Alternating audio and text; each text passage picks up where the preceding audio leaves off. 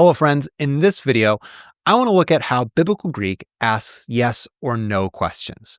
There are really two main ways it does this. And yesterday, in my reading, I found a really cool verse that has both of these uses with some interesting exegetical significance. The verse is Numbers 12:2. And since we're looking at the Greek, we'll look first at the Septuagint and then compare it with the Hebrew. Let's get to it. Now, first, we want to examine the English. In English, a simple yes or no question is something like, did you take your medicine? Here, the question mark tells us that this is a question, and also like the intonation, did you take your medicine? And the way it's stated implies we don't know, yes or no. That's like the whole reason why we're asking the question, although you didn't ask the question. Anyways, but sometimes we ask a question, a yes or no question, and we expect a certain response. You took your medicine, didn't you? We might even add something like, you took your medicine, right? The expected answer is yes. We've added the additional words to clarify that the answer should be yes. On the other hand, other times we expect a no response, like with, you haven't taken your medicine yet, have you? Or maybe, it's a kind of a funny one, you're not a YouTuber, are you? So in English, the wording, intonation, and context tells us what sort of response we should be expecting. Biblical Greek, though, on the other hand, just needs the addition of one of two particles for this distinction. Those particles are ou and me. And if you know a little bit of Greek, you might already be familiar with these as the negative particles, as the negators, ou and me. And these are the same things. They're just used differently with questions. So we have ou and its various forms, ou, ook, same word, just based on the spelling of the next word. Those are typically used, that we're used to seeing them, as negating indicative verbs. And may, on the other hand, is typically used for negating non-indicative verbs, like the subjunctive, the imperative, the participle infinitive, etc., etc. These examples here are kind of the basic distinction between ou and me, and this is when they're used by themselves and not in any sort of combination with each other or other forms. But when they are used with a yes or no question, these particles indicate what response we should expect, like my silly examples I had at the beginning. So ou in its various forms, ook, the answer that we should expect to that yes or no question is yes. Whereas may, when we see may at the front, the answer that we should expect is no. Now this leads us all the way into the verse that we're actually going to look at, Numbers 12:2. And in this, we get both of these uses. We get both ook and we get may. And what's interesting about this is not just that it's an interesting example, but it also is exegetically significant for the text. So let's look at Numbers 12:2 in the Septuagint. Now, when we look at this, we just need a little bit of context. So the context of the verse here is that we have a series of challenges in the previous chapters to Moses' role and authority as God's prophet while leading Israel in the wilderness. His sister, Moses' sister and brother, Miriam and Aaron, are going to challenge Moses and his role as prophet. And in reality, what they're going to be doing is that they're going to be challenging God. So let's just read the Greek and then we'll make some comments about it. And I'm going to add a little bit of intonation here. Kai epon. Me muuse mano lalalekin kurias. Uki kai hemen elaleisen. Kai ekusen kurias. Maybe that's silly intonation, but that's okay. All right, so let's clear the board here. And notice we got epon. This is our main verb. So our main narrative clause here is in the purple here. And then within that, we've got the direct speech of what Miriam and Aaron have just said, the questions that they just asked. And there are two questions. We have the first one here in green, and then we have the second one in blue. So it begins here with epon, and they said third person plural of lego, aorist, second aorist. And then we have our first question in green. Me muuse mano laleken kurias, with a little bit of intonation. So here's our verb. There's our subject. Here's our dative, right? And here's our adjective. So notice how this begins with may. And right off the bat, the fact is that we know this is a question because we got our question mark here. Question mark in English equals a semicolon in Greek. Same thing, just different mark. And so we know we have a question. And the fact that it begins with may, we are automatically should be expecting that they are asking the question, not really asking a question, but they are intending that the response, the answer to their question is no. Right? So if we look at maybe a translation of this, it'd be something like, surely the Lord has not spoken through Moses alone. Right? So here we're adding in the extra words of surely, has not, something like that.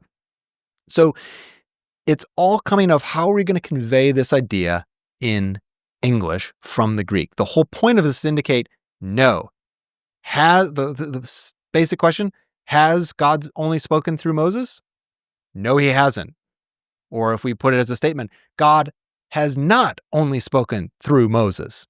And then we get the second question here with uki. So this is just a variant form of uk, with the iota at the end here. Here's our verb, our subject is contained within our verb, and then we've got our dative, just as we did with mouse, and then we got the kai functioning probably here is like also. And so uki on the front indicates that we should, how? I just wrote it on the board. We should understand this question as being yes. So because we know this is a question and we got uki on the front, what's the expected answer? Yes. We might translate this as something like, doesn't he also speak with us, right? Because we're trying to capture that idea of uki right here at the front, telling us that the expected response is yes. So they're setting up this contrast between God has not only spoken through Moses, he has also spoken with us, if we put them as statements, but they frame it as a question, as a way to dig and critique Moses and really to critique the Lord. And you get that answer, you get that understanding with how the narrative continues, right? In the purple. And the Lord heard. So this is like, oh boy, he heard them asking this question and the way in which that they're asking this question. Now, if we look at a different translation, another way that we could translate one that's an actual professional translation from the NETS, the New English Translation of the Septuagint, they translate it as this. And they said, the Lord has not spoken only to Moses, has he? That's the correct spelling. The Lord has not spoken only to Moses, has he? Expected answer? No. Did he not also speak to us? Expected answer? Yes. And the Lord listened. So that's the basic here of the Greek. So if you're just looking into the Greek syntax and trying to remember that for yourself, that's the basic thing. Now, let's do a little bit deeper dive and just look at this text a little bit more closely. And let's compare it here with the Hebrew. So I've got the Hebrew pulled up here from the Masoretic Text. And notice that it reads very similarly to what we have in the Septuagint. So it's a great translation, but there's some slight differences, and this probably relates more to the differences in the languages than in any sort of translational effect, right? So let's read it together. Va yomru harak ach be Moshe deber Adonai. Halo gam banu diber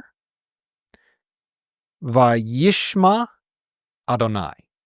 So you can make fun of my terrible Hebrew and Greek pronunciation, accent, whatever. It sounds super American.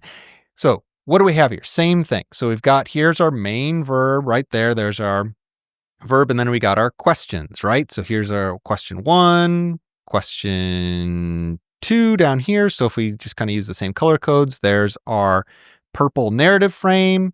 We used green, didn't we? This is the first question, and here's our second question. So the way that we have in Hebrew that we ask a question, or one of the ways that we would ask a question. There's a few different ways. You could just do it by context. You can do it with a variety of different interrogative pronouns, but we add this hey, this H sounding letter called the interrogative hey onto the front. And it's interesting, all the way down here is our verb, and here's our subject. So a translation, something like this, would be, and they said, is it really only through Moses that God speaks? And so here we got that ha giving us the question.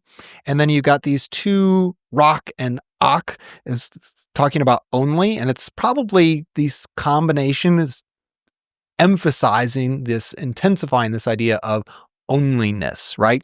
Through Moses does the Lord speak, right? Then we have the second question. Here we have the interrogative hey again, right? Showing that this is a question. And not, has he not also spoken with us?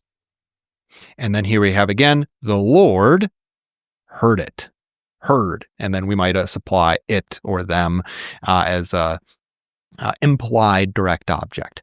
So if we looked over here, got a more, again, professional translation from actual scholars. I like how the NLT has done this. They said, has the Lord spoken only through Moses? Hasn't he spoken through us too? And I like that. Like that too is not in the original Hebrew. It's not in the Greek, but it conveys the kind of way that these questions are constructed, right? But the Lord heard them. One other translation from a Hebrew dictionary, HALOT, is it a fact that Yahweh has only spoken through Moses?